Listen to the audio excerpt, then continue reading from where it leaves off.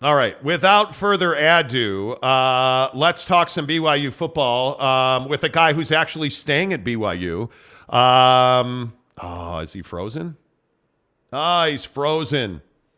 We'll get Max back on. Max hopped on, but now Max is frozen. So We'll try that again. yeah, we'll try that again. There he is. Is there? Sorry. There's Maximus. There's my Hey. guy. What's up, dude? Good to see you, man. Hey, good to see you, Let's too. talk.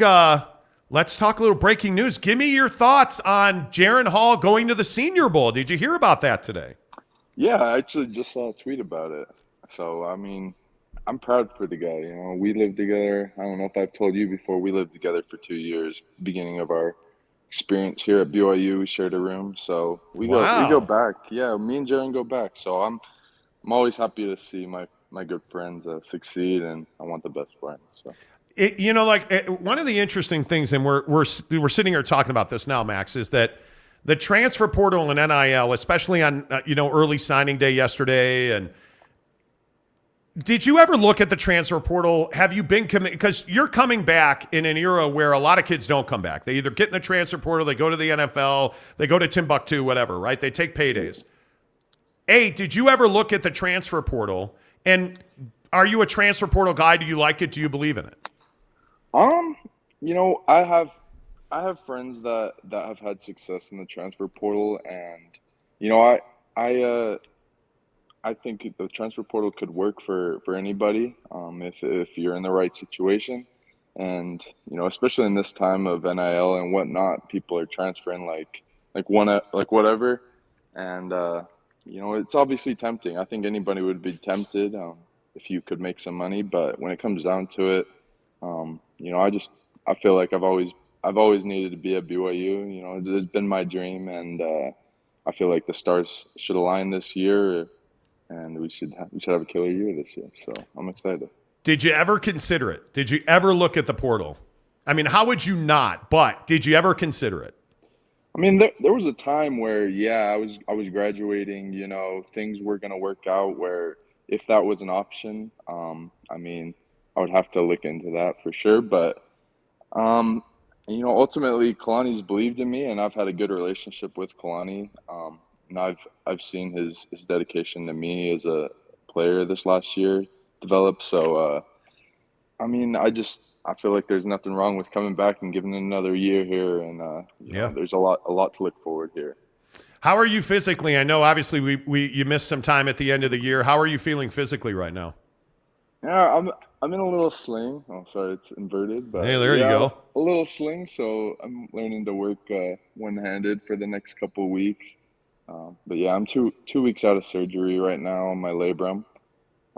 So not really in playing shape, but we'll be Yeah. back. We'll be back for next year. We'll be back in a couple months, so be able to Funny get thing is, ready. my wife broke her shoulder snowboarding 2 weeks ago, so she's rocking Really? that same sling, Ah, bro. I've yeah, learned she more knows. about combing long hair in the last 2 weeks than I knew in my life or I've ever cared to know in my life. So Yeah, exactly. I'm learning to work one-handed, shower and stuff, so it's a process, but yes, indeed it is. figuring Max it out. Tooley's our guest here on the Monty Show. Hey, the obviously you guys went through a lot this year, injuries and otherwise. The thing that I never got my hands around is why you guys couldn't stop the run. And it seems like obviously you were a guy that was around the football. Last time we had you on the show, we talked about the expectations of pick six, multiple pick sixes every quarter from you, not just in a game. Like you had a really good year. I thought in pass coverage the unit was really good. But why were you guys not able to stop the run? I mean, I think it's a little bit of everything, you know, a little bit. Some games we were missing guys on the D line, and that, you know, that played a big part. And other times we're just not as quite assignment sound. You know, we weren't wrapping up games like Oregon. Come to my head where there was just so many missed tackles. Like, granted, we are playing against great athletes and the guys that play for Oregon, but you know, games like that defensively where we just kind of got embarrassed Yeah. from the fundamentals. Same with Liberty.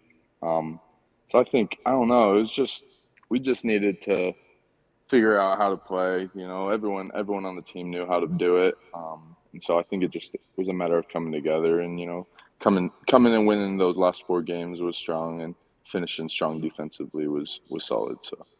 But let's be honest, Jay Hill saying that we're not doing drop 8, rush 3, that's not really my style, which is not a direct quote, but that's essentially what he said.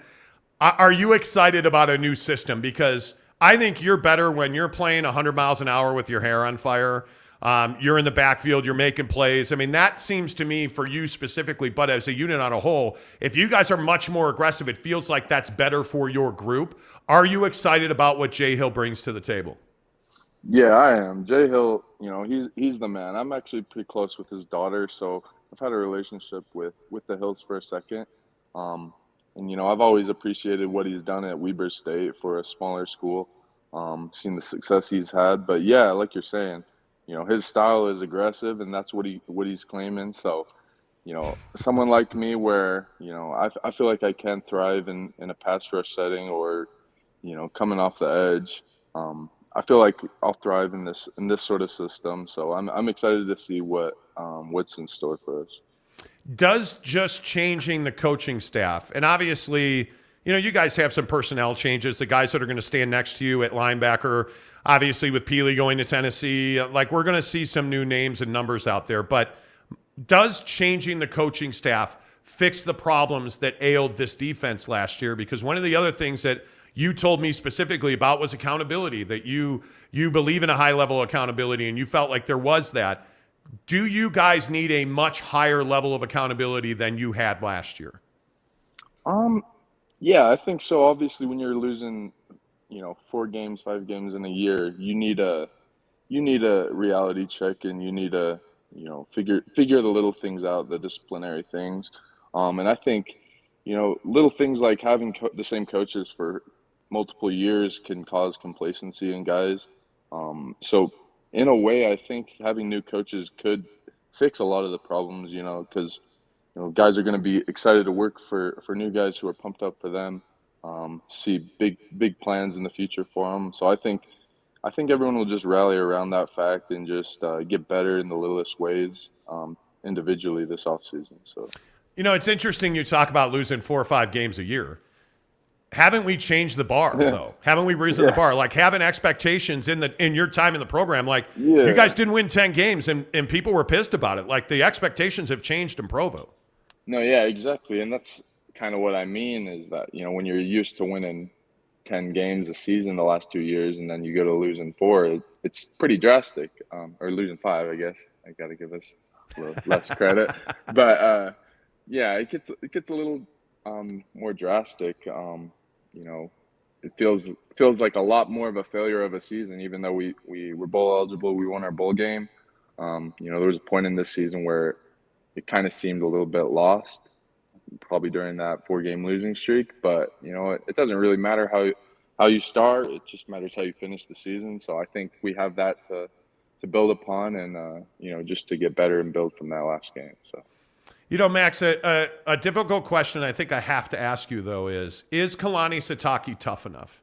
Because one of the things we've talked a lot about on this show is like the 70-point opportunities that you guys have had. Where you guys, it seems like you get nice because, hey, the game's over.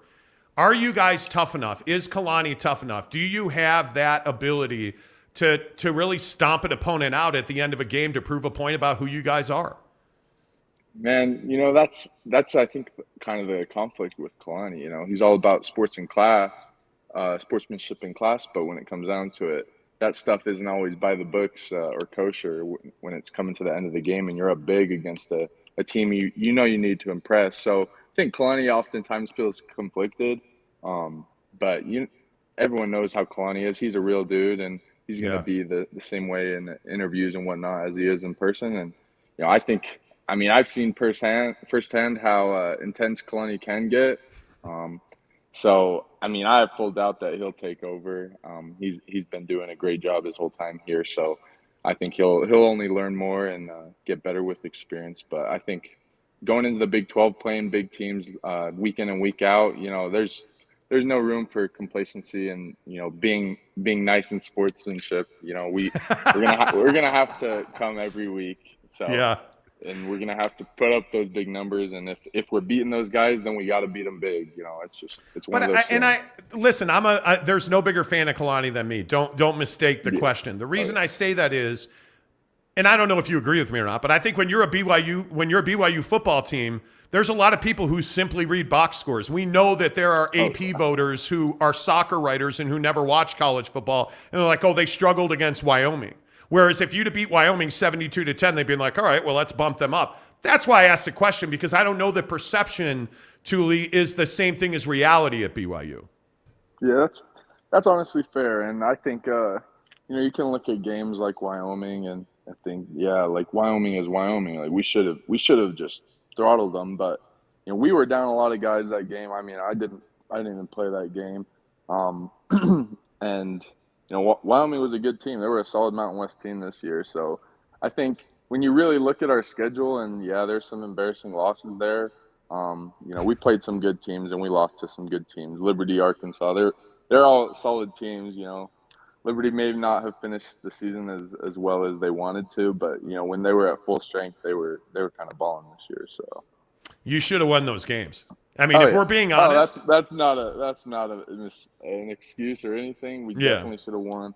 Yeah, I think we should have gone undefeated this year, but probably should have covered Michael Mayer. I mean, I'm just a talk show host. I'm not.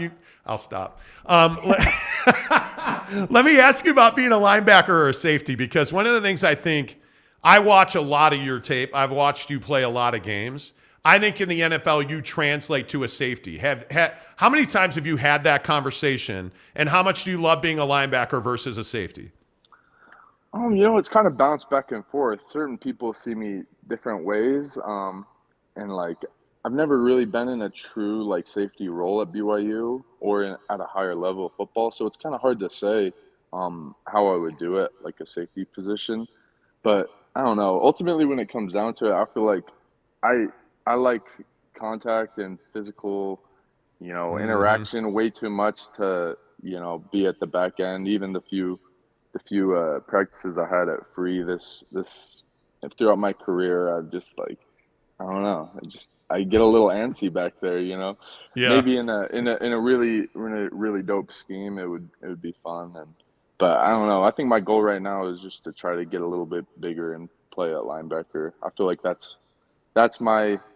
I have the strengths to be able to be a quick, athletic linebacker. And in this day and age, I feel like that's pretty important. So, well, and I think the thing that you bring is you have ball skills. I think your intelligence level puts you at where you have an odd ability that I just don't think we see much with guys that are built like you. You know where the football is going. And it's not, and I'm sure that you're prepared, but dude, you just have that instinct, and then you have that ability to hit the gas and go to that spot. That to me is what you're special at. How do you put on more weight? How do you put on more muscle, but not lose that quick twitch and that speed? Yeah, I think that's the key, is just finding a way to be able to inch your way up on the weight scale and not lose any of that intensity or speed that you have at a lower weight. So I think, it's a process, it's a long off season. I'm kind of just sitting around right now.